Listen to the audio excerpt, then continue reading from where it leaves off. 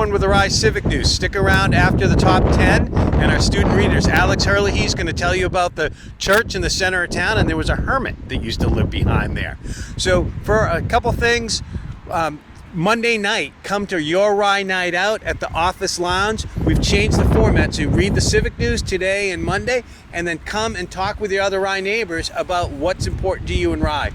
We've changed our format now. We're going to have student readers reading you the top 10. So if you have students or know students or young people in Rye and want them to be readers, get a hold of us and they can be the next month readers. I'm Finn Moore, PHS sophomore.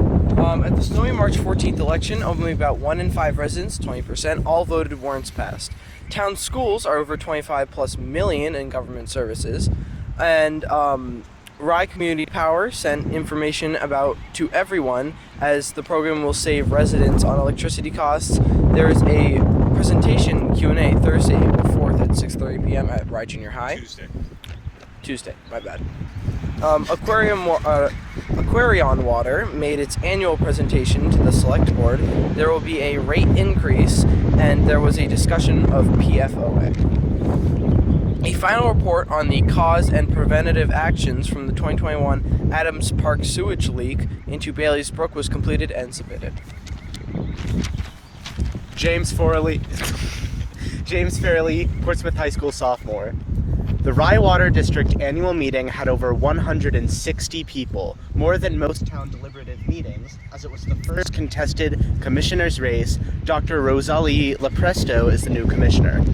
March 9th, RWD Quality of Services updated the chlorination activities, and PFOA testing shows 5 years of steady flow of PFOA ratings above the 4 PPT, soon to be announced EPA regulations. Residents suggest the Select Board investigate getting a second engineering opinion to see if the PFOA at the Grove Road dump can be contained from flowing into the Garland Well, our top producing well. A New Hampshire housing $17,000 grant was accepted, RFP issued with 3 entities responding to the 1-week timeline. RFP for the master plan update and build-out analysis were also posted. Rye can send 3 people to the New Hampshire Housing Academy program starting in May. Email the planning board admin. Hi, I'm Osborne, a PHS sophomore. The Select Board communicated to the offices of Senator Shaheen and U.S. Representative Pappas that Rye would like $10 million in federal funding for connecting Route 1 properties to Portsmouth and Northampton sewer and water systems. No, there has not been a public discussion of Route 1 development being a higher priority than the fecal contamination in Parsons Creek watershed for the PFOA and Rye water. Dennis Beach Village District annual meeting was recorded, video link in your Civic News. RES students raised over $20,000 in a walkathon for a new playground. Feel free to contribute. Donation link on the Civic News. Thank you. Thank you, guys. Good morning. I'm Alex Herlihy of the Rye Civic League. Normally, when I speak to you, doing different history sites around town, I'm doing it off the cuff. Today, this is more special. You yesterday may have seen a certain left fielder drop the ball in Fenway Park and what happened afterwards. But that got me thinking, it's very human to drop the ball. We all drop the ball, and then we try to pick ourselves up and do it better the next time. And that also got me thinking about, keeping your eyes not only on the ball, but keep your eyes on the prize, the old black spiritual. So we are standing on land today where there has been a church since 1726. But before we get to that history, I wanted to step back and take a look at the long, all-inclusive look backwards and include all who lived and struggled here and find a common path between individualism and the collective community. The 400th anniversary year offers us this opportunity for such reflection to do this good work. In recent years, we have begun that process. In 2021, RHS sponsored a program on Native peoples held in the Fellowship Hall.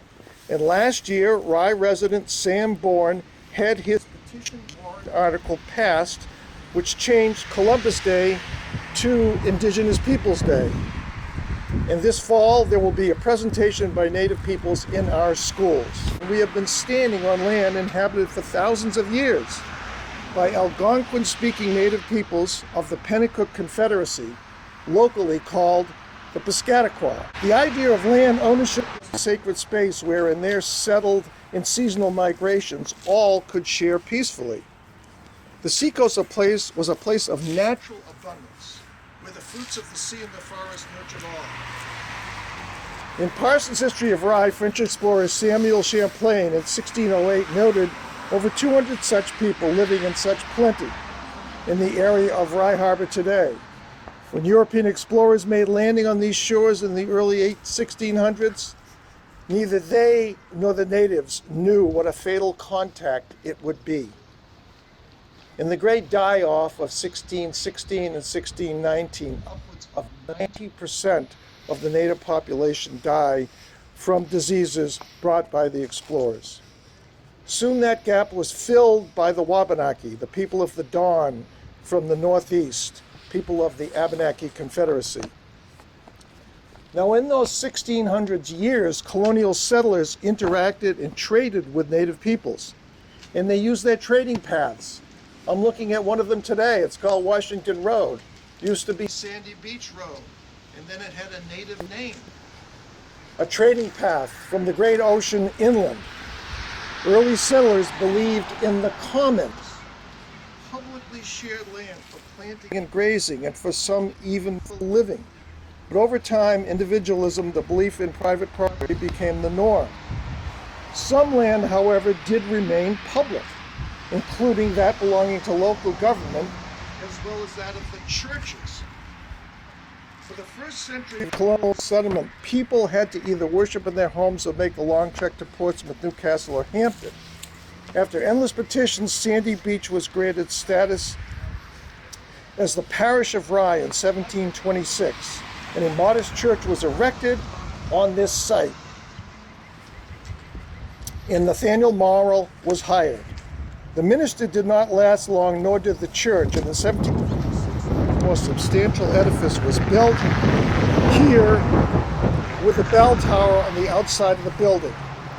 We know this from a sketch. From 1756 to 1810, male parishioners would pour out of the long church service and pile into the Garland Tavern across the parade from the church. The parade is this great tract of land here from where I'm standing over to the front steps of the church. That land was always town land, and it still is today. In the early 1800s, various toleration acts created a separation of church and state. And from that time forward, we had a lot more diversity of religion in the country, and churches now had to be self-sustaining. It was no longer a theocracy where church and state was together as one.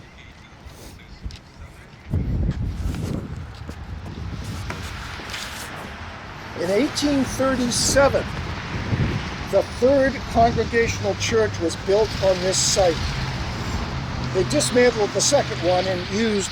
This church was a fond memory for many older Rye residents today. In 1839, two other churches were built nearby, the Christian church to my left over where the fire station is, and the Episcopal church, which became the town hall in 1873.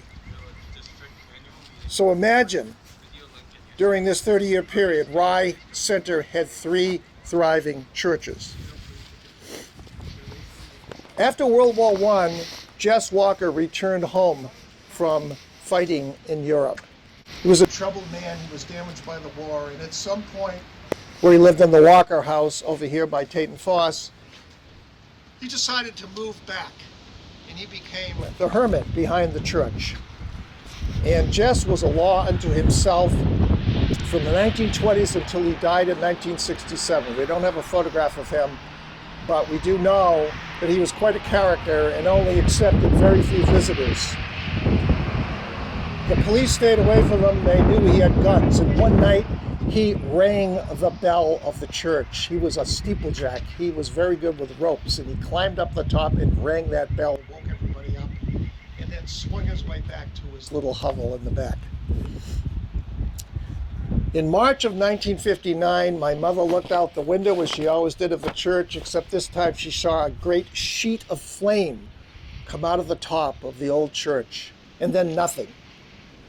Some passers-by saw it as well. The fire department was alerted. We all raced up to watch, but alas, the church was consumed by flames, and we watched as the great bell crashed to the ground, which is on display today in front of the parish house, which had just been built 2 years before.